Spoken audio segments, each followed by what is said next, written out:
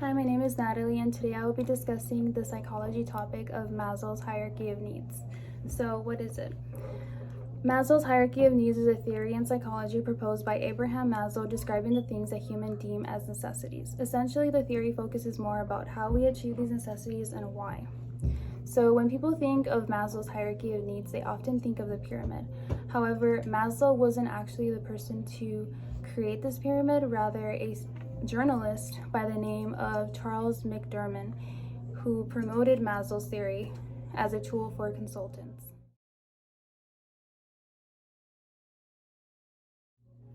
Maslow's hierarchy of needs is a theory about motivation. Licensed clinical psychologist Amy Darmus tells we're motivated according to Maslow to meet each of the basic needs listed on the hierarchy in order, meaning that before we can think of things at the top of the pyramid, such as love, respect, and self-actualization, we have to fulfill lower level needs like immediate and long-term safety.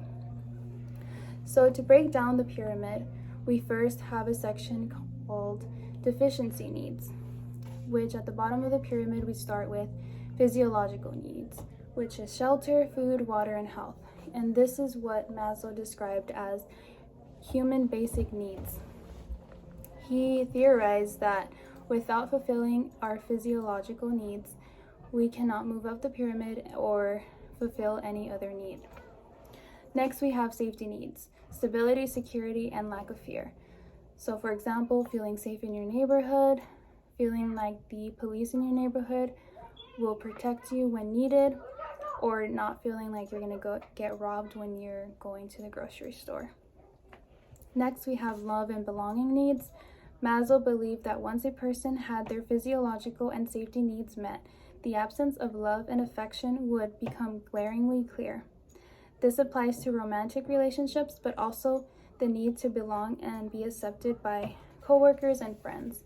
Essentially, we all need a sense of community to feel wanted and needed. I want to share a quote by Christopher McCandless. He moved to Alaska, and essentially his whole life he had been trying to isolate himself and push people away. He was essentially trying to find the meaning of life, quote unquote. When he was dying and freezing in Alaska, he wrote his last words, which was, "Happiness is only real when shared." So this just shows that when we are lacking love and belonging, we either turn to depression or violence. Oftentimes when people feel like the odd one out, they can turn to violence or vice versa, depression. Next on the tier, we have esteem needs. Once you've been accepted by others, you begin to also seek to hold yourself in high regard. Self-esteem needs include having clear achievements, the ability to be independent, and having status. So that concludes the deficiency needs, and next we are going to move on to the growth needs. So growth needs do not stem from a lack of something, rather the desire to grow as a person. So we have self-actualization needs. Maslow famously described it best as, a musician must make music, an artist must paint, a poet must write if he is ultimately happy. What a man can be, he must be. This need we may call self-actualization. So self-actualizing people are self-aware, have little regard to what other people think of them, are trying to fulfill their highest potential, and are always on the look for personal growth.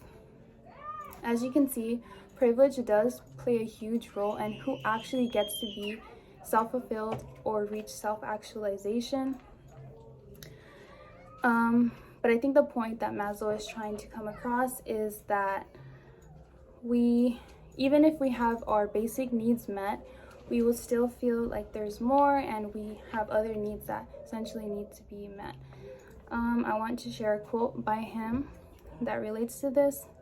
It is quite true that man lives by bread alone, but when there is no bread, but what happens to a man's desires when there is plenty of bread and when his belly is chronically filled? So essentially, even if you do have your basic needs met, humans will always try to find something to complain about, and essentially we do need all of our needs met. Maslow did have some expanded needs that he later added to the pyramid, and these include cognitive needs. This addition expresses the human need to fully comprehend and explore facts and problems. Instead of just seeing something, humans desire to dig in and understand it more deeply.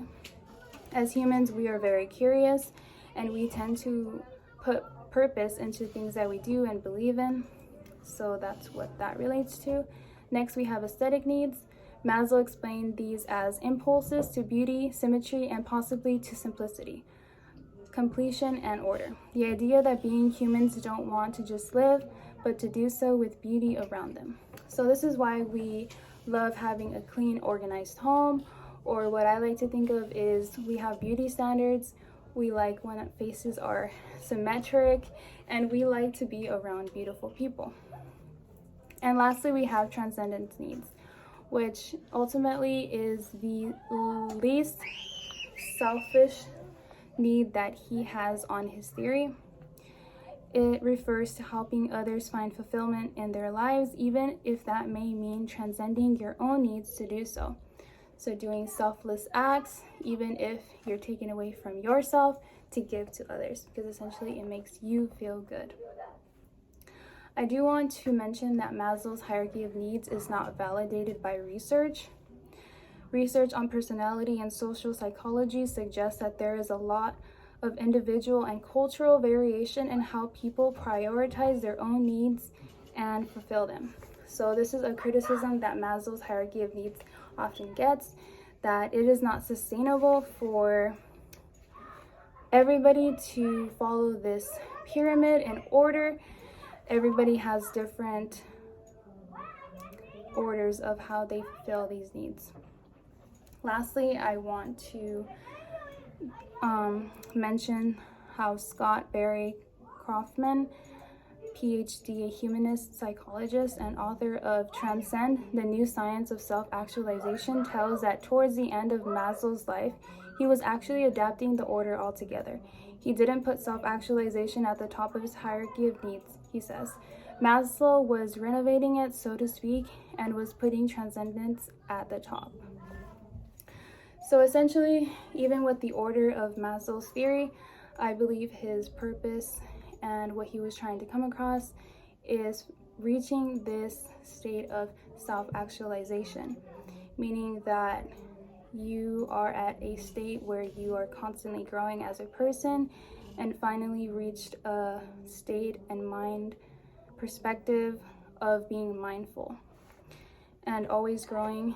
And it's not just a state where you get there and you stay there. It's rather growing every single day until you feel like all of your other needs are met and keep growing.